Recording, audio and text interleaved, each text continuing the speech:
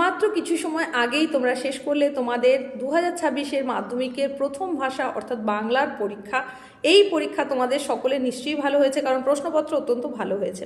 তো এই প্রশ্নেরই সঠিক সমাধান নিয়ে চলে এসেছি। এমসিকিউ প্রশ্নগুলোর তোমরা একটু দেখে নাও, মিলিয়ে নাও, সময় নষ্ট একেবারেই নয়, কারণ আগামীকালকেই রয়েছে তোমাদের দ্বিতীয় ভাষা অর্থাৎ ইংরেজি বিষয়ের পরীক্ষা। তো এখন মিলিয়ে নাও, দেখে নাও তোমাদের কার কতগুলো ঠিক হয়েছে, সেটা অতি অবশ্যই কমেন্টে জানাও।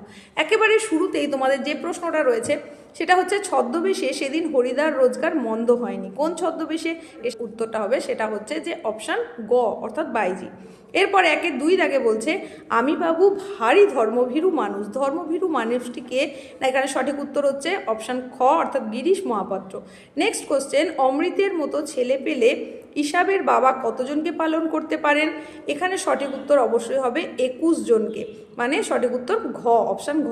1-4 বলা হচ্ছে, আমাদের ডান পাশে ধস, আমাদের বাঁয়ে ড্যাশ। এখানে আমাদের বাঁয়ে হচ্ছে গিরিখাদ, মানে অপশান খ হচ্ছে সঠিক উত্তর। চলে যাচ্ছি পরবর্তী প্রশ্নে। 1-5 দাগে দেখে নাও, এখানে বলা হচ্ছে প্রলয়োল্লাস কবিতার উৎস গ্রন্থ। এখানে উৎস গ্রন্থ অবশ্যই হচ্ছে অগ্নিবীণা, অর্থাৎ সঠিক উত্তর হচ্ছে অপশান ক। এরপর 1-6 দাগে বলা হচ্ছে, কুম্ভকর্ণের দেহ কোথায় ভূপতিত? কুম্ভকর্ণের দেহ সিন্ধু তীরে, অর্থাৎ অপশান গ হচ্ছে সঠিক উত্তর। 1-7 দাগে বলা হচ্ছে, বৈজ্ঞানিক সাহিত্যে যত কম থাকে ততই ভালো। কি কম থাকলে ভালো হয়? এখানে সঠিক উত্তর হচ্ছে অলংকার, মানে সঠিক অপশান যেটা সেটা হচ্ছে খ। এরপরে 1-8 দাগে বলা হচ্ছে, নিবের কলমের মানমর্যাদা বাঁচিয়ে রেখেছিলেন একমাত্র ড্যাশ। এখানে সঠিক উত্তর সত্যজিৎ রায়, অর্থাৎ অপশান ঘ। এরপর 1-9 দাগে বলা হচ্ছে, পরিভাষার উদ্দেশ্য হলো, পরিভাষার উদ্দেশ্য হচ্ছে ভাষার সংক্ষেপ ও অর্থ সুনির্দিষ্ট করা, অর্থাৎ অপশান গ। 1-10 দাগে বলা হচ্ছে, রামের চেয়ে শ্যাম ভালো খেলে। এখানে রেখাঙ্কিত অংশ হলো, রেখাঙ্কিত করা আছে রামের চেয়ে, সুতরাং এটা হবে অপাদান কারক, মানে ক।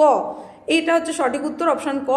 এরপরে আমরা চলে যাচ্ছি পরের প্রশ্নে, অর্থাৎ 1-11 দাগের প্রশ্নে। এখানে বলা হচ্ছে কি, বাক্যে কর্তা ও ক্রিয়া যদি একই ধাতু থেকে নিষ্পন্ন হয় তবে সেই কর্তাকে কি বলে? এটার সঠিক উত্তর হবে সমধাতুজ কর্তা, অর্থাৎ গ। এর পরের প্রশ্ন 1-12, যে সমাসের সাধারণ নিয়মে ব্যাসবাক্য হয় না কিংবা ব্যাসবাক্য নির্ণয় করতে গেলে অন্য পদের প্রয়োজন হয়, সেই সমাসের নাম হলো, এখানে সঠিক উত্তর নিত্য সমাস। এর পরের প্রশ্নে চলে যাচ্ছি। পরের প্রশ্ন দেখো যেটা আছে 1-13 দাগে, সেখানে বলা হচ্ছে, ক্ষণস্থায়ী পদটির সমাস হলো, এটা হবে ব্যাপ্তি তৎপুরুষ। এরপরে চলে যাচ্ছি 1-14 প্রশ্নে, দুটি সরল বাক্য যখন সংযোজক অব্যয় দ্বারা যুক্ত হয় তখন তাকে বলে? এটা সঠিক উত্তর হবে যৌগিক বাক্য, অর্থাৎ অপশান খ। 1-15 প্রশ্ন, ফেলে আসা দিনগুলি আমার মনে পড়ে গেল। এই বাক্যটা কি ধরনের বাক্য? অবশ্যই এটা হবে সরল বাক্য, মানে কয়েকটা হবে সঠিক উত্তর। এরপরে 1-16 তাকে বলছে, যে বাচ্চে কর্ম প্রধান হয়ে ওঠে তাকে বলে ড্যাশ। এখানে সঠিক যে অপশানগুলো রয়েছে তার মধ্যে সঠিক হবে কর্মবাচ্য, মানে খ হচ্ছে সঠিক উত্তর। এরপরে 1-17 দাগে, তোমার গল্প আমি ছাপিয়ে দেব, এটি কোন বাচ্চের উদাহরণ? অবশ্যই এটা হবে অপশান ক, অর্থাৎ কর্তৃবাচ্যের উদাহরণ। এই হয়ে গেল তোমার 1 দাগের প্রশ্নের সঠিক নির্ভুল সমাধান। 2 দাগেরগুলো যদি তোমরা পেতে চাও তাহলে কমেন্টে অতি অবশ্যই জানাও, তোমাদের প্রয়োজন মোতাবেক সেটা এক্ষুনি নিয়ে আবার চলে আসবো। তো তোমাদের কার কতগুলো ঠিক হয়েছে সেটা অবশ্যই করে জানিও। দেখা হচ্ছে নেক্সট উপস্থাপনায়।